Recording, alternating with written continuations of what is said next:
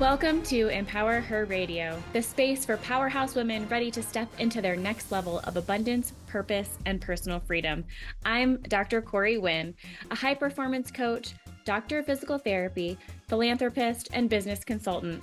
I help ambitious women align with their highest calling, expand their wealth and impact, and create a life that feels as good as it looks. If you're a high achieving woman who's built success yet finds yourself craving more alignment, more purpose, more ease, you're in the right place. Here, we bridge the gap between ambition and fulfillment. Through transformative conversations and proven strategies, you'll gain the courage to step into the fullest expression of you. Build a powerhouse business that aligns with your expertise and divine gifts, and lead your life, both personally and professionally, with unshakable confidence, worthiness, and compassion. This is about expansion, legacy, and owning your power unapologetically. You already have everything inside of you to create a life of unlimited possibility. It's time to unlock it. Welcome to your next level. Let's dive in.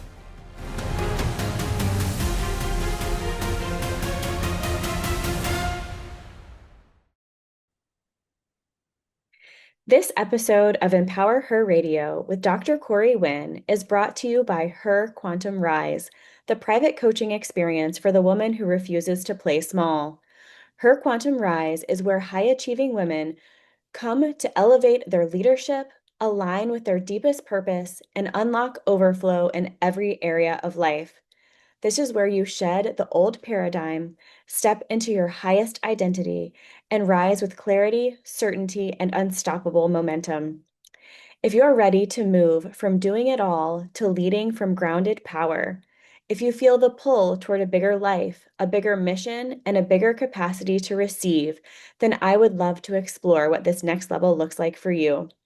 Book a complimentary call at www.corywin.com/free call and step into the room where your expansion becomes inevitable. Your rise starts here.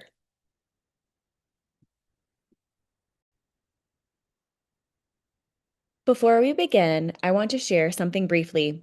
I'm currently opening a limited number of Her Rise private intensives, a one-day private experience for women ready for more clarity, ease, and aligned momentum. If you're feeling the pull for something more spacious and intentional, you'll find the details in the show notes. Now, let's jump into today's show. I am so excited to introduce Dr. Cheryl Wood today. I got to see her in person and meet her in person at the Align event in San Diego, and she is just such a joy to be around and speaker to empowering all women. She's a globally acclaimed TEDx speaker, bestselling author, founder of Global Speakers University, and editor of Voices of Change magazine. For more than a decade, she equipped countless women leaders to amplify their voice, share their story, and unapologetically leverage their expert knowledge to build credibility, impact, and legacy. Dr. Wood, welcome to the show. Thank you for having me. I'm so excited about this conversation. I know that's going to be so juicy. So tell us the beautiful story of how you got to where you are. I literally have your book right here. I was reading it earlier, Turning Unlikely into Undeniable. So let's talk Mhm. about that. Yeah, I like to share my just kind of my raw, real, authentic truth of who I was before I became this version of Dr. Cheryl Wood, Mhm. before the doctor, before the TEDx stages, before all the things. Because I always say that's like my sexy chapter 15, because I've been doing this work for 15 years.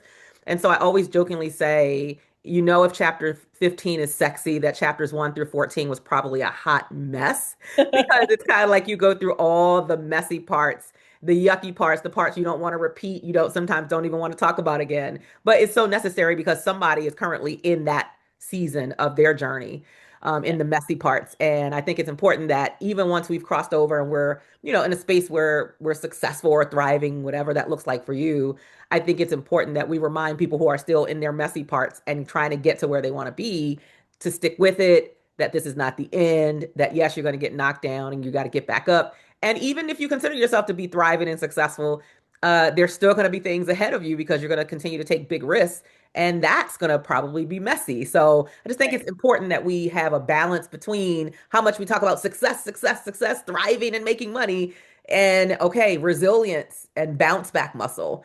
And so Right. anyway, so if I took you back to 2009, I was working a full-time job as a legal secretary.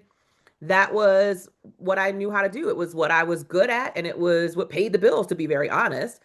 If I go back a step further than that, as a young girl, I grew up in an inner city housing project in Baltimore, Maryland. So it was poverty ridden.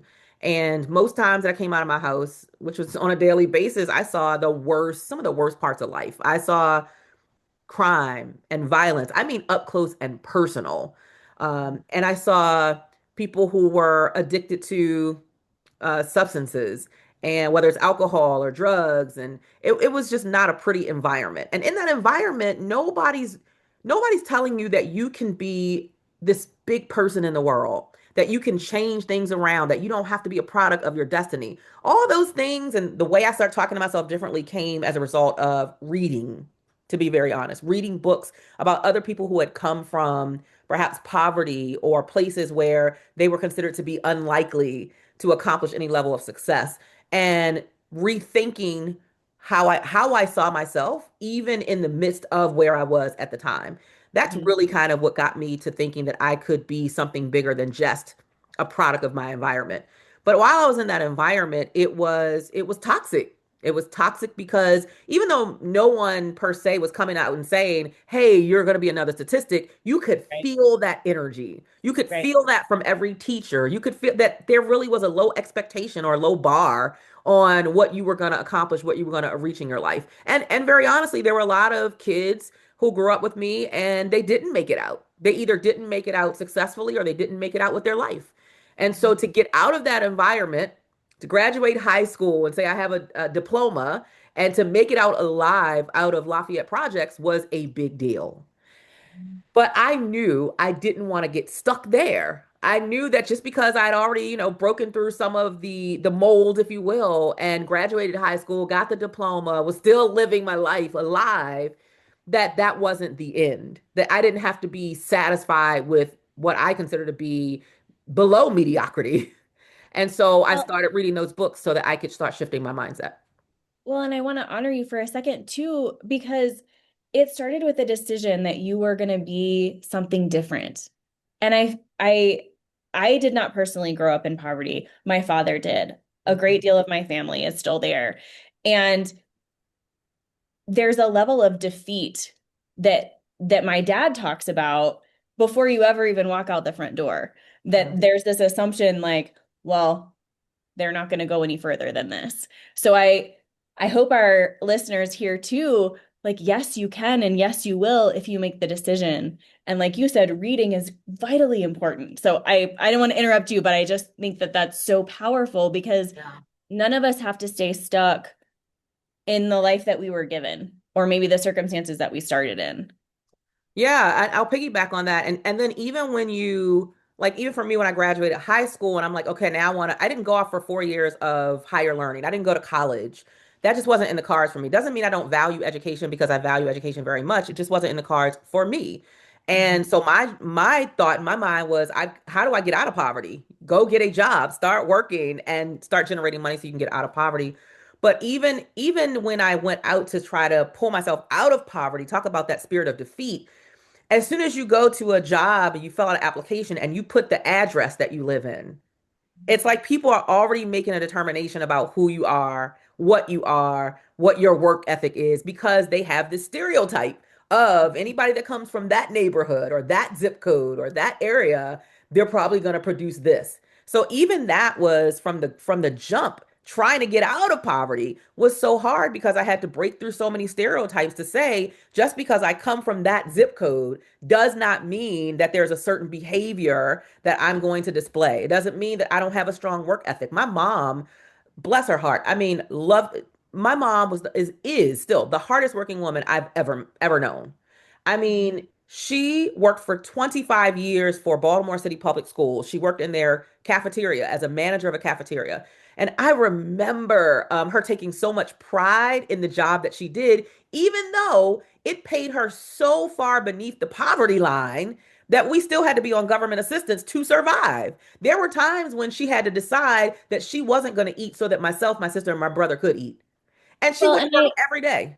I want to shine light on that too. There's this expectation that people who are on government assistance or who need government assistance are lazy and they're not working and they're sitting at home waiting for a check. That's just not true. That's just not true. Yeah. There are Yeah. so many jobs that people can have and work 40, 50, 60 hours a week and still not able to make ends meet.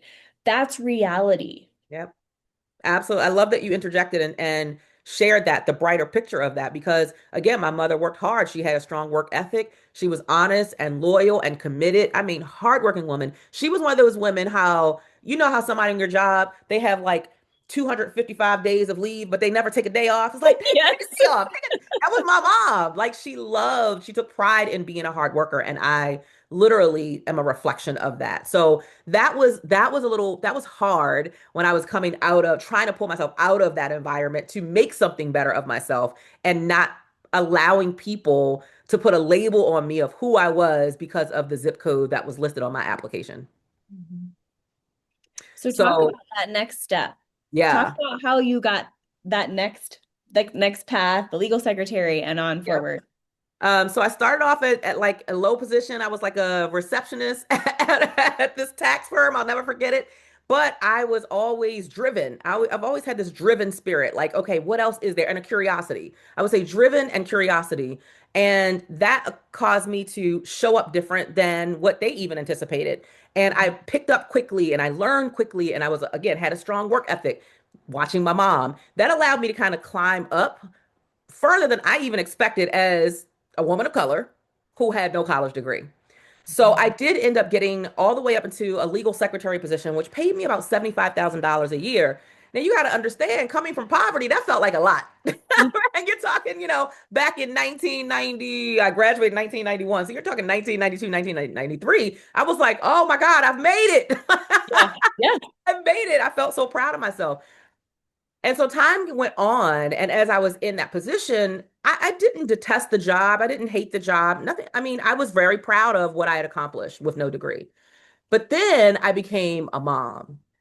I grew up into adulthood, got married, had kids. That changed everything Hmm. because now what was okay for me as as a single person was no longer good enough for me as a married woman with responsibilities and three kids who wanted to eat three times a day. Yeah. But Yeah. even bigger than that, I knew that now as a mother, I would be the model for my kids. Mhm. And kids don't do what you say, they do what you do. Right? Like they will question everything you say. Are you sure? I mean, even now my kids are older, but they act like I'm ancient and I never lived life and I don't know anything. But they will do what you do. And so the thing that kept lingering in my head was, what are you showing them is possible? Are you Right. showing them that you have to stay stuck in a job because you feel like you can't accomplish more because of what you don't have? Or are you showing them what it looks like to be hungry and driven and disciplined enough to go out and pursue what else is there for me? Are you still showing a spirit of curiosity so your kids will have a spirit of curiosity, Cheryl? Right. Are you showing them that regardless of all the things that other people say that you don't have, which counts you out, that you get to decide that you're going to be the director of your own destiny and that you get Right. to decide that I'm not defined by a piece of paper or letters behind my name or lack of. And that really that kind of was the driving force of me starting my business in 2009. And in 2009, I didn't know what business to start. I didn't come from a long line of entrepreneurs. I was still a little shaky because I'm like, okay, you are lucky to be where you are. This is how I felt. Like, don't rock the boat. Are you sure you want to rock the boat? Like you should just stay here. You're in a safe zone. You got a job. You got direct deposit. And so you got that stinking thinking going on in your mind Uh-huh. while you're also trying to convince yourself, but there could be more. Like, just Yeah. suppose there's more. And so Yes. anyway, so in 2009, I decided, well, I was going to get my foot wet, really my big toe wet as an entrepreneur. I didn't know what the heck I was doing. Here's the one thing that I allowed to guide me. I didn't want to chase money Mhm. because I believe that if you're only chasing money and if it's really not something you love, you eventually are not going to want to do that thing anymore. But if Right. you chase something that you have some type of deep passion for, that will carry you through the times where maybe the money isn't coming. Right. So for me, it was like, well, what am I deeply passionate about? And it was motherhood. I had had a long journey of infertility. And so to have these three beautiful children, healthy children, I was like, okay, I just loved being a mom. So I started a t-shirt business in 2009 called Moms Are the Best. And it was a t-shirt business. And I still kept my full-time job, but on the weekends I would go out and I would vend at trade shows and flea markets and conferences and all the things, just trying to figure out what is this thing called entrepreneurship all about? What does it require of me? Am I good enough to do it? I didn't really know what I was doing, but I was figuring it out in the process. And I think that's so Mhm. important for everybody to take away is that a lot of what you will learn, including confidence, will be you being in motion. I Mhm. don't believe that it's confidence and then execute. It's Right. execute and you build the confidence along the way. You build the courage along the way. You build all these skills that sometimes you don't even realize you're building until you look back in hindsight and like, wow, I'm glad I went through that season because I needed that in order to build this muscle in this area. Confidence, discipline, work ethic, courage, resilience and all the other things, perseverance that are required from us as entrepreneurs. And so that's how I started was as working having a t-shirt business, selling t-shirts. I would go out to events on the weekends. Sometimes I would sell t-shirts. Sometimes I would fail miserably, come back home, and then my husband's like, okay, you've been gone for 8 hours. You didn't sell one t-shirt. Like, no. So, I mean, there were so many times I felt like a failure, even in the process of that journey. But there was something inside of me was just like, okay, you can't give up. You got to keep going until you figure out how do you crack the code. Well, you Right. can crack the code if you're sitting at home saying, oh, last week was a failure, so this week is going to be a failure. You got to keep going until you figure out what's the missing piece. What am I doing wrong? How do I shift? How do I pivot? What do I do differently so that I can experience different results? Yeah. So, t-shirt business, Yep. very, very successful speaker. Can you help bridge the gap here? Yes. I love what I tell people. I always say, Beyonce has this thing, where we're like, oh, I woke up like this. I didn't wake up like this. Okay. I'm not Beyonce. I did not wake up and I was this massively successful speaker traveling all over the world. It was a process, it was a journey. So the journey, though, was connected to my commitment to showing up for the business that I did start, which was the t shirt business. About 18 months into doing the t-shirt business, still had my full-time job. I get an unexpected phone call from someone at Morgan State University in Baltimore. I was still living in Baltimore at the time. And the person on the other end said, hey, we heard about your t-shirt business. And we actually host an annual women's conference here where it's coming up in a few months. We would love for you to come and be one of the speakers and really just talk to the other moms in this community about what it takes to start their own businesses. And I'm going to tell you the truth, Corey, I burst out laughing. I was like, I know you're not looking for me.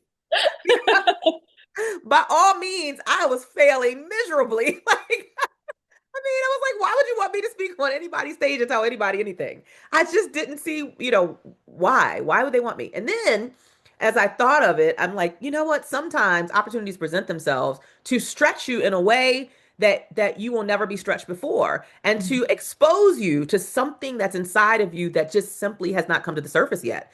And if Mhm. you say no to the opportunity, you automatically opt out of your next potential, your next level, potentially your next level. So I said yes like a crazy woman. I said, okay, sure. I'll come and I'll speak, right? No speaking experience, didn't know what I was doing, had no idea how to structure a talk, had no idea what am I supposed to say, what am I not supposed to say. I had never been coached, none of that. I didn't come from that world of coaching and all. I didn't come from that world. So anyway, so the day comes, it's September 18th, 2010. And in my mind, I'm just like, okay, just tell them, why you started your t-shirt business and how you started or whatever, which I didn't have all the answers. It's just like, girl, just tell them what you know. And I'll never forget when I got there, I was so nervous. Like my palms were sweaty. I couldn't shake anybody's hand. My heart felt like it was about to jump out of my chest because I was so nervous. And then I regretted saying yes. I think we have all been there. It's like, oh, why did I say yes to this? I'm Yes, not, I don't know. yes. And My I can't stomach go was back in on it knots. now. You cannot go. You're on the agenda. You're on the program. You are getting on the stage. And so then it was like, okay, get out of your own way.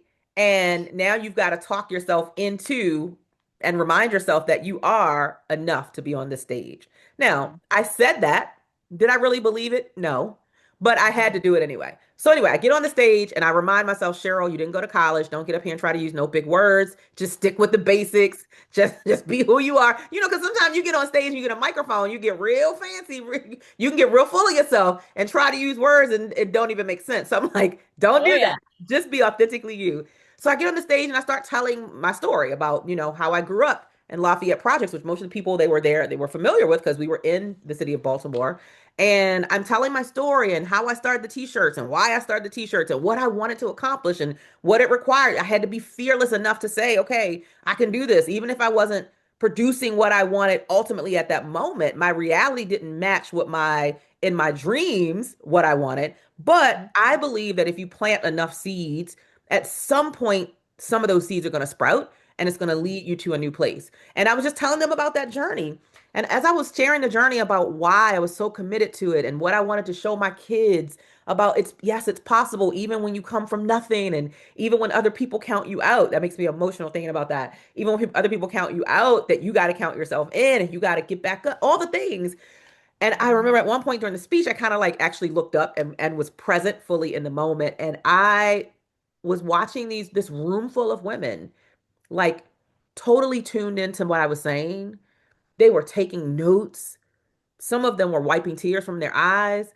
So I was touching a chord inside of them, something, an emotional feeling inside of them where, from my perspective, it means there's something I'm saying that's really resonating, Right. which means there's something I'm doing that they want to do, or there's a struggle that I'm struggling with self-worth and feeling like I'm good enough, and maybe they're struggling with the same thing. And it put me in a position where I felt like, for the first time, honestly, in my life, I felt like my life was bigger than me at that moment. Mhm. And I loved the way I felt. Mhm. That's just simply telling my truth, even though it was messy, it wasn't pretty. I was failing at the business. But the fact that I had the tenacity to keep going until I figured it out, and the fact that these women were eating up and holding on to every word I was saying, I was like, wow. It was something ignited in me I had never experienced before. And I knew I wanted to do that for the rest of my life. I knew I wanted to feel that way by making other women feel hopeful for the rest of my life. And that was the start. And after that experience, I was like, oh my God, I think I want to be a speaker. Now, how do I Well, do that? And then it was a whole start of a new journey. Now, how do I do that? mhm. Oh my gosh. Well, and I think what resonates with me most and what really made me gravitate toward you is you said at a line, and I hope I get your quote right, Mhm. that your story is about you, but it's not for you. And Yep. I remember sitting in that audience like, oh my gosh. It was like this light bulb finally went off because you hear all the time, like, it's not about you, it's, your clients and all these things, but that you inherently have value to offer. And I Yeah. think as women, regardless of where we came from or the circumstances that we've lived through, we count ourselves out. Like we do it to ourselves. Yep. Society might also do it, but we do it to ourselves. So, Mhm. what do you say to that woman who has already counted herself out, who has decided that she doesn't belong in the room, that she doesn't have value to offer? What do you say to her? I say, get back in the ring. Come from off the sidelines and get back in the ring because, as you mentioned, everything that you've been through, if you don't take it and make it for someone else and share it so that someone else gets value out of what you've been through in your journey, all you did was go through a bad experience. So imagine if you went through loss, grief, trauma, financial turmoil, so many things that we go through in life. If you experience lack of confidence and belief and low self-esteem and some of the things that we experience as women, being a people pleaser, Mhm. imagine you've experienced that, but you have discovered how to move through that and come out as a better version of yourself on the other side of that. Mhm. That is literally like you having a prescription pad and being able to write the prescription to let other people know how do they get through it. But imagine knowing that somebody's stuck in a pain. Mm-hmm. You have the prescription pad and the pen in hand, and you choose not to write the prescription. Like, how selfish would that be of us to not write a prescription? I mean, I can't imagine having an ache or a pain. And as a mom, we wait until the last minute to go figure out our aches and pains, right? Like, oh, my shoulder been hurting for six weeks, 6 months. And now I actually can't raise my hand. So now I'm gonna go to the doctor, right? Because we're Right. always last on the list. But I cannot imagine going to a physician's office and telling him my arm is, and he asked me, how long has it been hurting? 6 months. 6 months? Yeah, I know. I've been busy. And he says, well, let me triage it. And he triages it and he looks at it and he says, let me take an x-ray. He takes the x-ray and puts the x-ray up and says, oh, okay, I know exactly what it is. And by the way, I know exactly what prescription to write for you so that you don't have to leave here in pain anymore. And the pain can start to dissolve and you can go on about your business. You'll be able to lift your arm again and have full rotation and all the things. And I'm like, yes. And then he says, but I decided today I'm not going to write prescriptions. So why Right. don't you go back home? Why don't you just go on back home? Like, call me in a couple weeks. Maybe I'll decide to write prescription. That's what you're doing every time you don't step into the ring and you Ooh, that's so discount powerful. yourself and you discount your story and you discount everything you've been through. It might be small to you, but for the person who's still stuck in the pain of that thing, it is momentous. It is monumental that they are still there. So it might be small to you now because you've moved past it, you've moved through it. It's almost like as moms, Yeah. right? How many kids do you have? I have one biological and I have two bonus kiddos. So they're Okay. they're like between 10 and 27. Well, I have 3 kids, okay? And I went through labor the first time, but I went back again. Really? And then I went back again.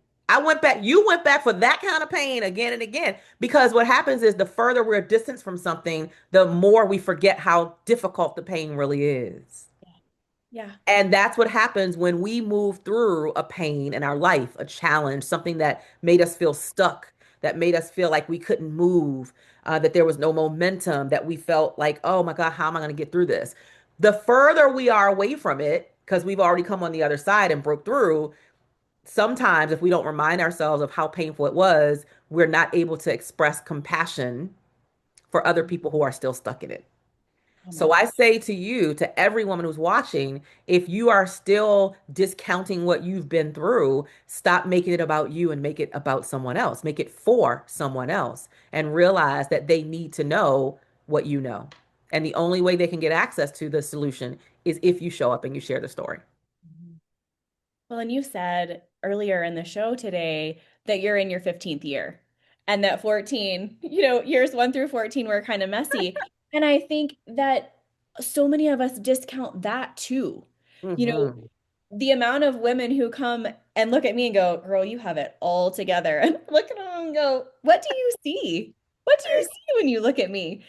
And I think it's so powerful for female entrepreneurs, for women in business, for moms to be able to relate and not have us up on this pedestal of like, well, they've got it all figured out. Because so often we forget to show the story Yep. of all the things that we went through to get there. And I think that that's a lot of times what happens with success too. But the more that we as women can talk about the mistakes, talk about the days that we failed, talk about the days that we were ready to throw in the towel. I think you said that, after 6 years, is like, am I Yeah. really gonna still do this? Right. And we relate to that. And it's finally like, okay, well, if Dr. Cheryl Wood can do this, Yeah. hell yes, I can too. Yeah. And I think that's why it's important for us to also share the ongoing struggles. Because just because you achieve a certain number in business, you hear people talk about all the time, you want to be a six-figure earner or a seven-figure, like that's the end all be all. Hmm. Or, you want to do this, you want to become a full-time entrepreneur. I'm like, look, I work harder as a full-time entrepreneur than I ever work for somebody 40 hours a week. Oh There yeah. is no turn off. There is no, we're on vacation and my husband's like giving me the dirty eye. Like, are you going to actually join us for this vacation? I'm like, okay, wait, one more email, one more, Yes.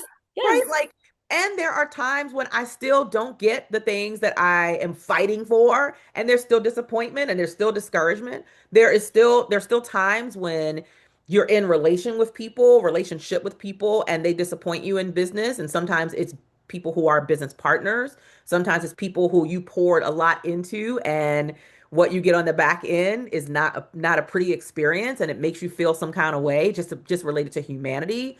There are times when you submit for the contract and you know you did everything right and you crossed all the T's and dotted all the I's, and then you find out you didn't get the contract, or you didn't get the speaking engagement, and they had the interview with you and you were so excited and you're like, I just can't wait. And you finally get that letter and it's like, thank you so much for applying. Yep, yep, yep. We still go, and when you lose money, in business, sometimes you lose money, you lose a contract, you lose clients, you don't get the gig. So there are still things that happen in the journey, even About once you come into a success, that still is there are messy parts. Oh, yeah. You think about money that you've invested before Yeah. there is a return. All of those things so often we don't talk about, and we get to the success point, but there's so many hills and valleys or mountains to Yes. climb to get there. And you speak a lot about resilience and your children. Yeah. What in your life has allowed you most to really focus on this and say, I'm doing this and I'm going to show up because Yeah. it's hard some days. That's the reality. Like, it's not smooth sailing. Yeah. I think one of the best quotes I ever heard, the first time I heard it, I've heard it again recently, but the first time I heard it, it was from a gentleman guru in business. His name is Dr. George Fraser. He runs the Power Networking Conference. And he said, in life and in business, there's always going to be hard, and you've got to choose your hard. Mhm. And it's hard to get out and grind for what you want. It's hard to be successful, but it's hard to be broke Mhm. and be miserable. So you got to choose your hard. Which hard do you want to work for? Which one? And for me, I would rather choose the hard that allows me at least to live 90% of the reality that I truly desire, that makes me feel fulfilled, that nurtures my spirit and my soul, that makes my life bigger than myself, that creates legacy. Oh, I would rather have that hard than the hard of staying stuck in a space where I didn't try. I didn't try again and didn't try again. And I never know what was possible because I threw in the towel too Yeah. soon before the blessing showed up or before the thing that I wanted manifested. So I would just say we've got to choose our hard. Either way, it's hard, but I would rather work hard for something that I believe in, I have a conviction about, and that's going to ultimately be my fingerprint that I leave on the world rather than the opposite of that. Well, and so many women are listening right now going, yes, I want to leave legacy. Yes, I want to have an impact. Yes, I want to do this for my kids. And they're too scared to Mm, take that step. yeah. It is incredibly comfortable, like you said earlier, to get that monthly paycheck. I'm on salary, I've got PTO, I have benefits, and I will never forget finally talking to my dad, who was the first generation in his family who went to college, who stayed in the same company for most of Yep. his career. When I said, I'm going to step out and do this thing, he was like, what are you doing? Stay in this lane, it's safe. Yep. But what I hear from you too is what's the cost of you not taking that step? Yeah. Yeah. I mean, look, the reality is we get one life. And I know we hear it all the time. And so we diminish that thought of, oh, I only get one life. And when you're young, you think you're invincible, so you think you got just forever. And then you get into your 30s and you're like, oh, wait a minute, okay, now I don't have forever. And then you get into your 40s, you're like, well, hold up. And then you hit the 50s, you're like, wait a minute. Yeah. Like I probably have more days behind me than I do in front of me. And your um mortality really, really hits. Like the idea of I get one time for real. This is not a dress rehearsal. This Right. is the real thing, the real deal that I've got to decide, how do I want to live my life? What do I want attached to my legacy and my name when my physical body's no longer here? Every one of us has a reputation. What is my reputation going to be while I'm here and when I'm no longer here? Have I left behind something of value for the people I love, but even outside of that, for the people that I'm called to serve? Have I stepped fully into what I feel is my calling, not just my titles? Because as women, we're always overly concerned with our titles as I'm a mother, right? And we take great pride in that. Oh, we Yeah. will do anything. We will jump over mountains in the for motherhood. And oh, I'm a wife and I'm a daughter, or I'm a caretaker, all the things. Except, are you forgetting the title that I am woman? I am a human being, which means I have an individual cause and purpose that is meant to be fulfilled while I'm here for as long as I have life and breath in my body. And I will tell you from firsthand experience, there are a lot of people who had some long to-do lists who did not wake up this morning Mhm. and they were Mhm. planning. And they had that ing. I'm creating, I'm thinking, I'm brainstorming, I'm wondering, I'm wishing, I'm waiting, all this ings. And but they never changed the ing to a ed. I completed, I executed, I planned, right? Like I actually did the thing. I crossed the finish line. And then once I crossed the finish line, I created a new finish line because Right. I believe and live by the this quote that the thing is that is not growing is dying. Right. And I always want to be on the side of growth. So for me, it's always remembering that I get one chance to do this thing called life and to do it so good that the stories that people, I mean, I'm telling you now, there's gonna be some pretty awesome stories that people are gonna be telling about me when I'm long gone. They be like, I remember when, and she's on that stage and she kicked her shoes off, or she did this, and she, like, people are gonna have some stories to tell because at the end of the day, that's what people are telling. They're not talking about what shoes you had on. They're not talking about the big house you lived in or the car that you drove when you're in that box. Oh You know yeah. what they're talking Oh about? yeah. Stories, how Yeah. they met you, how you made them feel, the Yes. impact you had on their lives. Oh, because of her, I did this. When I heard her speak, I felt this way, and it made me start my radio show, or I got to coach with her, and because of her, this happened, and that is legacy. The thing that Yeah. you pass down because of the way that you showed up. And I am very interested in legacy. I have Yeah. one of my clients who just a year and a half ago now passed away. We had just celebrated her 50th birthday. Oh Literally, wow. maybe 2 weeks before. And she was fired up about what she was going to do in the world. I mean, on fire, committed, had clarity, knew exactly what fingerprint she wanted to leave. And 2 weeks later, her daughter found her on the bathroom floor. She was gone Oh my. instantly. No planning, no illness, nothing, just gone. And so all of us have to think about that.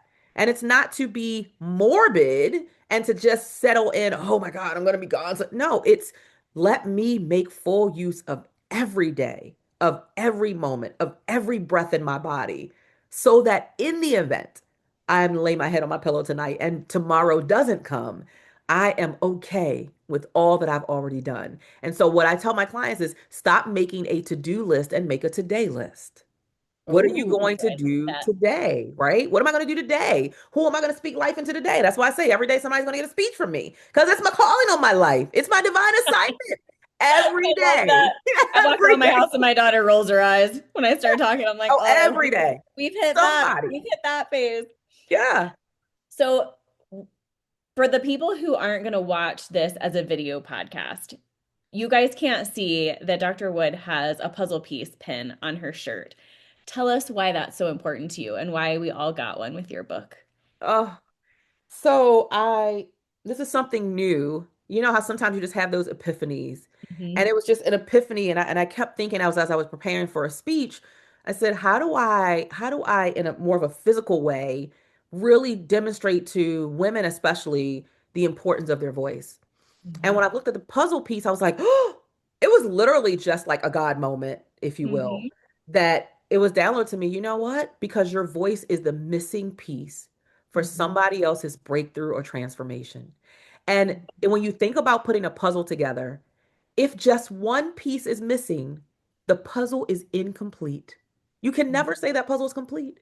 So Right. imagine if you are not in the ring, if you're not sharing your voice, you could be the one missing piece to the completion of a puzzle for somebody's season of their life or their business or their journey that they're currently in, and they can't move, they can't complete that season and move on to the next season until you show up and you speak up and share your story, your expertise, your lived experiences that will fill in that one missing piece. And so I wake up every day with that on my mind. You're the missing piece that somebody's waiting on, and they're not going to be able to complete that puzzle of that season of their life until you show up.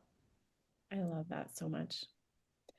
I want our audience to also know how to connect with you, how to get your latest book and all the other ones, how to coach with you, follow your story, all the things. So, can you tell us how to do that?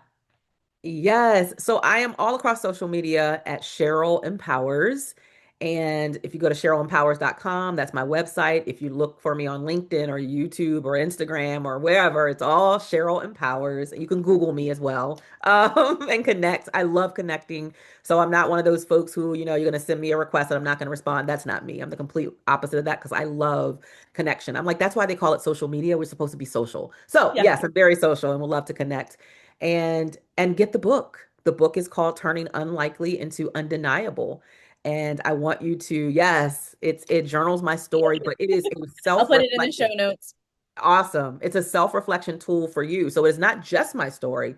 It is a self-reflection tool for you to assess, where are you stuck? Why are you stuck? What do you need to do different so that you can get unstuck? Because again, we talked about that. Life is short and it's precious.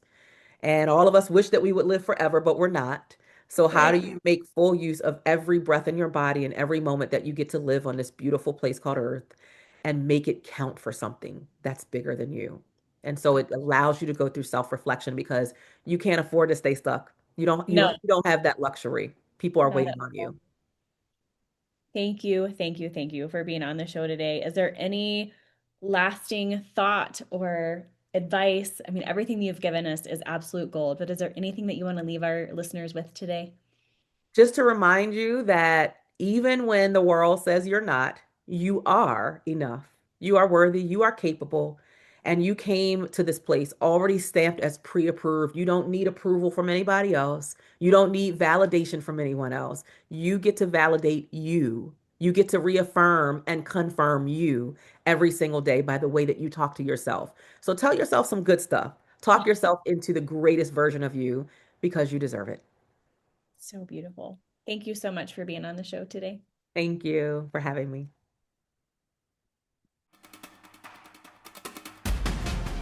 As we close out today's episode, I want to leave you with this. Your next level is already within you. If you're feeling that pull for more clarity, more alignment, and more courage to step fully into who you're meant to be, this is your invitation to take the next step. Whether you're an entrepreneur ready to scale or a woman standing at the edge of something bigger, the path forward starts with trusting your desires, owning your worth, and leading with your inner knowing. This is exactly what I offer. Private VIP coaching, and where I guide women inside the 10K Club and 50K Club through consulting with She Sells and Superhuman Selling to help you gain clarity, step into aligned action, and build a life and business that reflects your highest vision. If you're ready to explore what's next, let's have a conversation. Book a free call now at www.corywinn.com/free call. I can't wait to connect with you. Talk soon.